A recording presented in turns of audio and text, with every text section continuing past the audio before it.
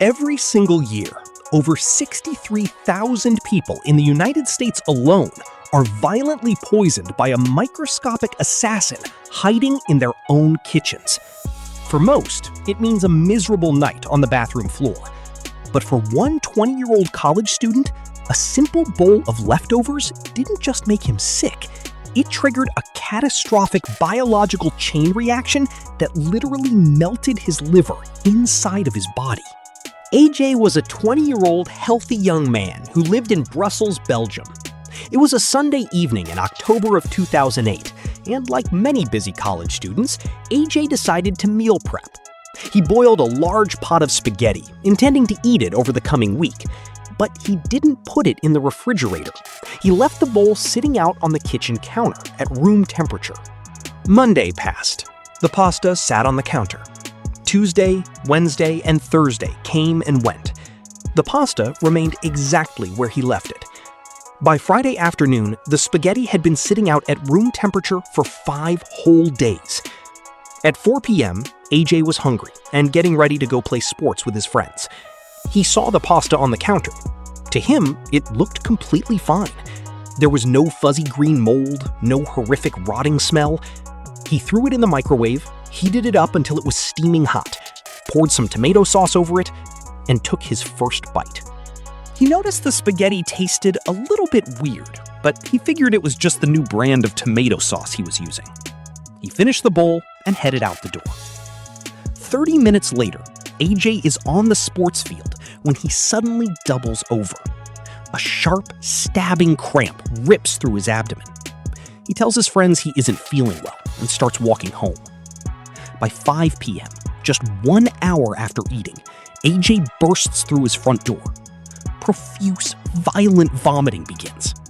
He spends the next several hours running between his bed and the bathroom, suffering from explosive, watery diarrhea. AJ thought he just had a nasty stomach bug. He drank some water, crawled into bed, and closed his eyes, hoping to simply sleep it off. He didn't call an ambulance. He didn't go to the emergency room. And that was his fatal mistake. At 11 a.m. the next morning, AJ's parents became worried when he didn't answer his phone. They drove to his apartment, unlocked the door, and walked into his bedroom. AJ was dead. When the medical examiners performed the autopsy, they were absolutely baffled. AJ was a healthy, athletic 20-year-old. But when they opened his abdomen, they found his liver had suffered acute central lobular necrosis. In simple terms, the center of his liver had completely died and turned to mush. It was as if a biological bomb had gone off inside his organs. To understand what killed AJ, we have to look at the pasta he left on the counter and a terrifying medical phenomenon known as fried rice syndrome. Fried rice syndrome is the colloquial name for food poisoning caused by a bacterium called Bacillus cereus. The name comes from the fact that this bacteria thrives in starchy foods like rice, pasta, and potatoes, especially when they are cooked and then left out to cool at room temperature, like at a buffet or on a college student's kitchen counter. Bacillus cereus is literally everywhere. It lives in soil, and it naturally coats grains of rice and stalks of wheat as they grow in the fields. You have probably eaten it thousands of times. But wait, if you boil water to cook pasta, shouldn't the boiling water kill the bacteria? Yes, the active bacteria die, but Bacillus cereus has a superpower. When it faces extreme heat, it creates something called a spore. Think of a spore as a microscopic panic room made of biological titanium. The bacteria locks its DNA inside this armored shell, which can easily survive the boiling water of a pasta pot. When AJ took his spaghetti out of the water and left it on the counter, the temperature slowly dropped into what food safety experts call the danger zone, between 40 degrees and 140 degrees Fahrenheit. In this warm, comfortable environment, the spores unlocked their panic rooms. The bacteria woke up. For 5 days, they gorged themselves on the carbohydrates in the pasta. One bacteria divided into two. 2 became 4. 4 became 8. Soon, the bowl of pasta was swarming with billions of them. But the bacteria itself isn't what killed AJ. It's what the bacteria left behind. As Bacillus cereus eats, it poops out a highly toxic byproduct called Cereulide. By the time Friday rolled around, that pasta wasn't just food anymore. It was a bowl of highly concentrated biological poison. But why didn't the microwave save him? AJ heated the pasta until it was steaming. Shouldn't that kill the bacteria? It did. The microwave absolutely killed the living bacteria, but Cereulide, the toxin they left behind, is fiercely heat-stable. You could put that toxin in an oven at 250 degrees for 90 minutes, and it would still be lethal.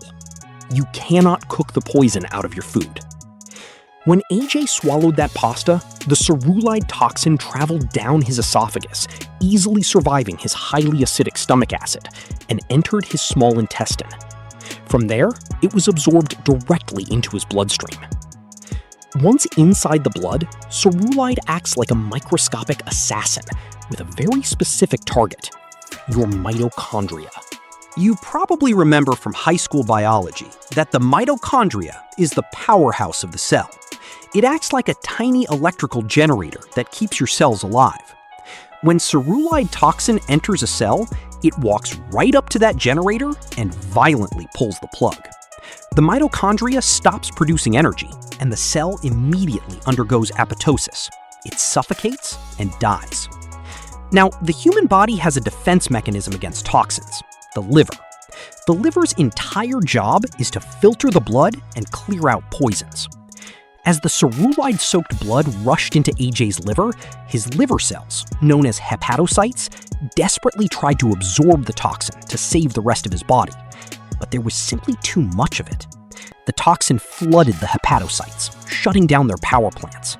Millions of liver cells began popping and dying all at once.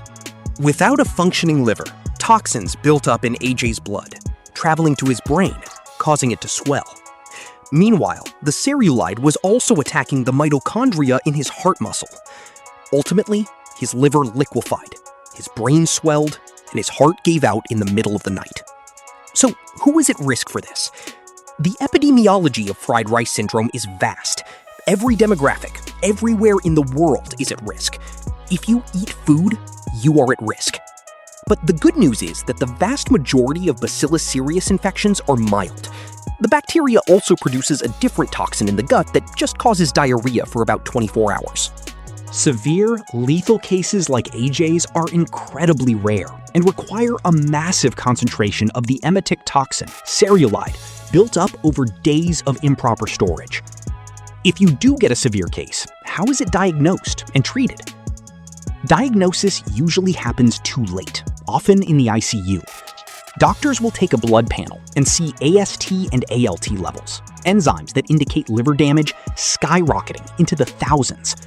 They will also test the leftover food, which is exactly what the Belgian investigators did. They found the 5-day-old pasta contained astronomical levels of Bacillus cereus and its deadly toxin. As for treatment, if you have a mild case, the treatment is simply rest and aggressive hydration. Drink water and electrolytes. Your body will eventually clear it out. But what if you consume a massive, lethal dose like AJ? There is no antidote. Let me repeat that. There is no medication on Earth that reverses Cereulide poisoning. The only medical option is maximum supportive care in an intensive care unit. Doctors will hook you up to dialysis machines to do the filtering work your dying liver can no longer do. If your liver completely fails, your only hope of survival is a highly invasive emergency liver transplant. This brings us to the terrifying financial costs. In the United States, a sudden admission to the ICU for acute liver failure, combined with dialysis and a potential transplant, will easily exceed $150,000 to over $500,000. In AJ's case in Belgium, his healthcare would have covered the costs, but all the money in the world cannot buy you a new liver if one isn't available in time. Because of the sheer panic food poisoning can cause, the internet is flooded with supposed workarounds and alternative medicine cures. Let's shut those down right now. People ask, can I just drown the leftovers in hot sauce or vinegar to kill it? No. Cereulide survives stomach acid, which is basically battery acid. Your hot sauce won't do a thing. What about alternative medicines? There are claims that drinking activated charcoal, detox teas, or applying essential oils can draw out food poisoning. This is deadly misinformation. Activated charcoal can sometimes bind to toxins if administered by a doctor in an ER within minutes of swallowing. But once the toxin is in your bloodstream and necrotizing your liver, no herbal tea, no detox smoothie, and no amount of lavender oil will restart your dead mitochondria. Relying on alternative medicine for acute liver failure is a guaranteed death sentence. The prevention is so incredibly simple, it almost hurts. It is called the 2-hour rule. Once you cook starchy foods, rice, pasta, potatoes, you have exactly 2 hours to eat it or put it in the refrigerator. That is it. If the food is stored in a fridge below 40 degrees Fahrenheit, the bacteria remains asleep. It cannot multiply, it cannot produce the toxin. When you cook a massive batch of rice or pasta, don't leave it in a giant steaming heap in a deep container, because the center will stay warm for hours, creating a perfect bacterial incubator. Spread it out in shallow containers so it cools rapidly in the fridge. AJ's story is a tragic, extreme medical anomaly, but it is also a chilling reminder of how fragile human biology really is. We build towering skyscrapers, we split the atom, we walk on the moon. But a microscopic organism sleeping on a grain of wheat can dismantle our organs from the inside out just because we forgot to put our leftovers in the fridge. So, the next time you see that takeout box of fried rice or that bowl of spaghetti sitting on the counter from the night before, and you think to yourself, it's probably fine, I'll just microwave it. Throw it in the trash. It might just save your life.